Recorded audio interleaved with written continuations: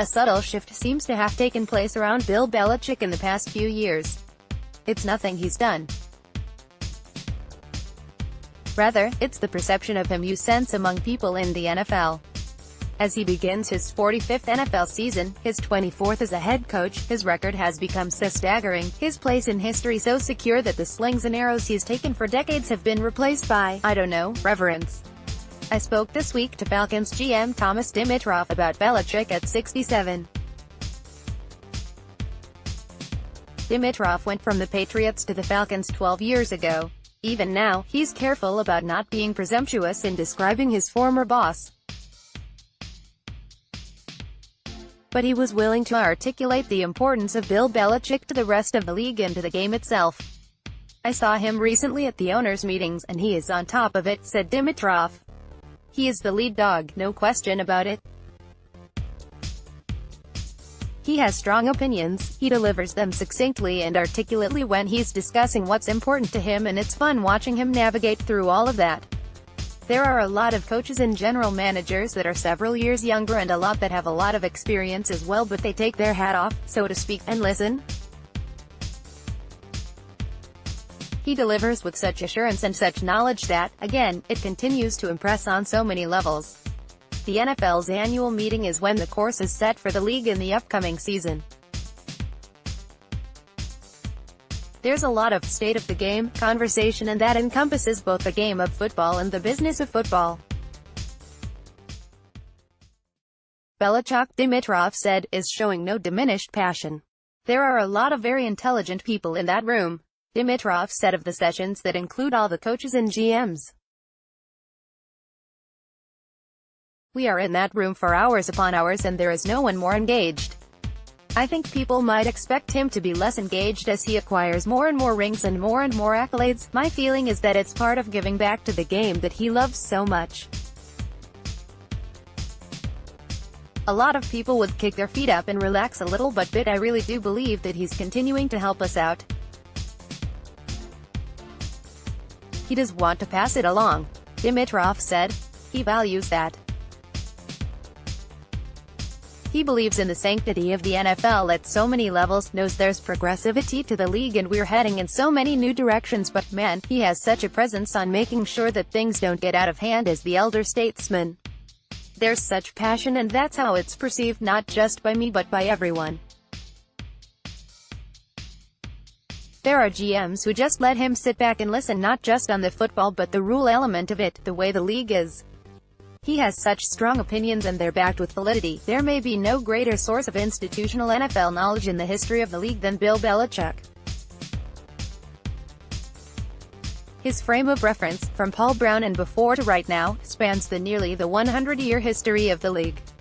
Belichick is a touchstone, a reference point, a barometer and a bridge from the past to the future. My impression in being in meetings and observing is, he is about making sure things don't get away from us and being sure we're looking at it with an appropriately critical eye, said Dimitrov. He doesn't seem as one, and I say this humbly because I don't want to speak for him, who is going to go along with something just because it's league-directed. You have a number of general managers who are in their mid-40s now, Dimitrov continued.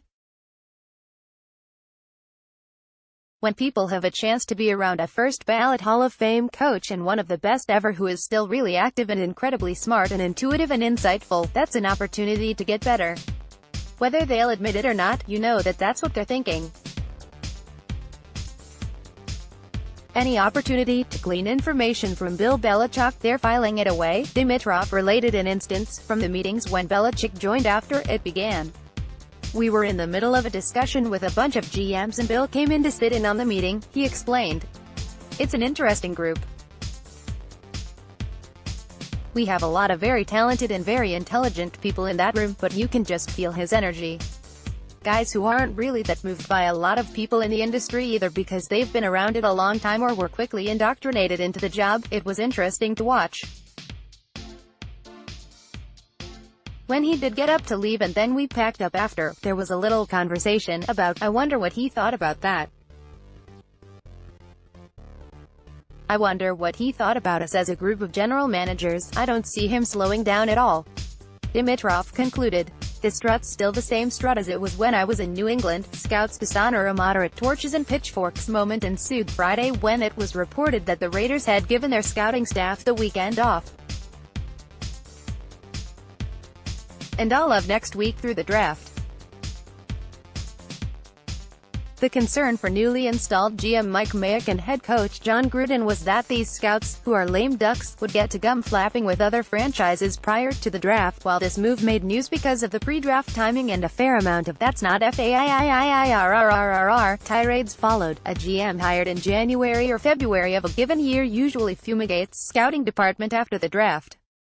Why not? Can everyone on arrival? Because the scouting staff inherited just watched and evaluated the previous college football season.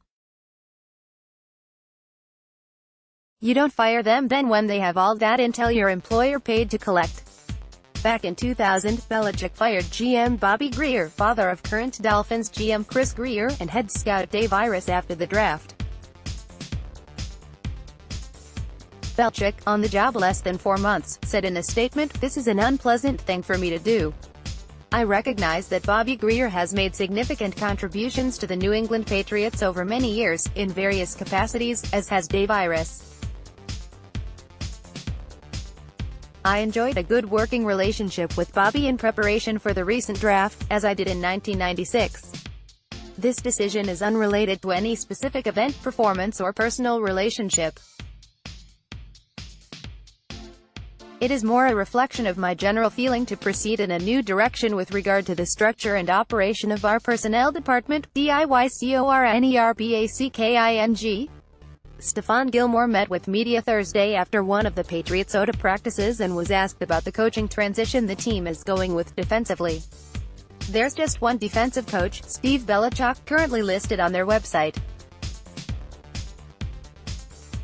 Obviously, there are others already working, unless Jared Mayo is running an elaborate ruse to get out of having to do TV, but we still don't know who's doing what." But Gilmore saying, "We've got a lot of good players in the secondary, so we all coach each other up, and we all make each other better," shouldn't be read as the Patriots just freewheeling it out there. It's still phase 1 of off-season workouts and coaches are not present during this period, which is really just strength and conditioning. No hard feelings. There are few moments which perfectly encapsulate the transformation of the Patriots franchise over the past 19 years than the fact virtually everyone got a kick out of Grank, Bart Simpson drag bunting with the Lombardi Trophy and ending the precious artifact. Imagine a Patriots fan Rip Van Winkling in 1999 and waking up 20 years later to see that moment. The initial horror and then learning that it isn't a big deal. The franchise now has 5 more just like it. Sweat at draft. Mississippi State defensive end Montez Sweat has been removed from some teams' draft boards because of a heart condition, according to Tom Pelissero of NFL Media. Even though the condition isn't a late-in-the-game revelation, the news that some teams were backing off Sweat was followed within 24 hours by Sweat's announcement he won't be on hand for the draft. He stated he wants to be with his family, and there's no doubt that's true, but if he wasn't down with being the center of attention if he started to slide down the draft board, he can't be blamed for that either. Personally, I think 11th hour news breaking and speculation on medical conditions is one of the most distasteful parts of the draft process. Is it news? 100%, even though there's got to be some HIPAA laws being smashed somewhere. But it hurts a young kid interviewing for his first job when the entire country is weighing in on whether or not he's damaged goods at 21. Some teams will shrug and do their own thing anyway and deal with media fallout about taking a possibly broken toy. Others won't have the belly for it. The Patriots last year took Sony Michel at 31 despite both Mike Mayock and Mike Lombardi mentioning in the days leading up to the draft the disrepair in Michel's knee. It's true, Michel does have bad knees and probably isn't destined for a very long career, but one wonders if his draft fortunes might have been different if the late buzz wasn't negative.